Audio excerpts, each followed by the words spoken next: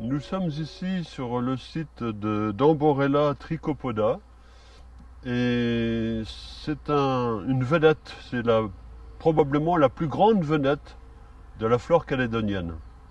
Alors d'abord l'Amborella, c'est le seul représentant d'une famille endémique qui pousse sur la Grande Terre, dans les forêts humides de moyenne altitude.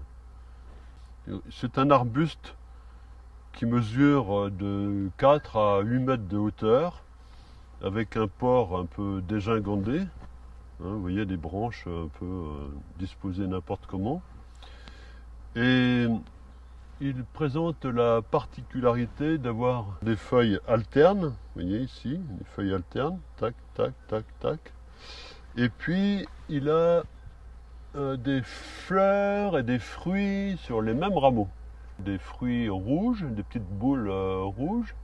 Et puis là, vous avez des fleurs. Là, vous avez des fleurs encore. Mais les fleurs sont toutes petites, elles sont vraiment très discrètes. Alors, l'Amborella déplace des botanistes, des passionnés du monde entier. À l'image des gens qui viennent admirer la Joconde au musée du Louvre. Là, les Calédoniens ne le savent peut-être pas vraiment, mais l'Amborella est un véritable trésor. Parce que c'est la première plante à fleurs recensée.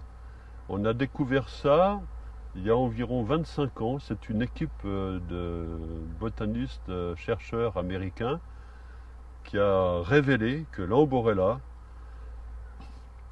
était le descendant direct d'une plante, la première plante à fleurs, qui est apparue il y a 150 millions d'années, au Crétacé. À cette époque-là, bien sûr, il y avait les dinosaures, et il y avait les grandes fougères géantes, les mousses géantes, des prêles géantes, et puis des conifères.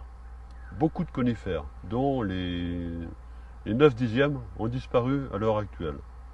Et l'Amborella est la première plante à fleurs qui a vécu à cette époque-là.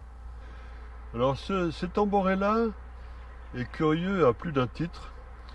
Il faut savoir que, contrairement au bois des arbres ordinaires, les canaux sont très imparfaits, un peu à l'image des canaux qui sont dans les fougères arborescentes.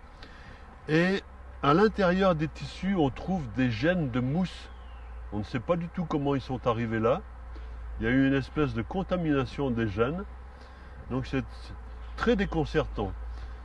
L'Amborella a fait l'objet de dizaines ou même de centaines de publications et actuellement il est toujours très très étudié parce qu'on est loin d'en avoir fait le tour.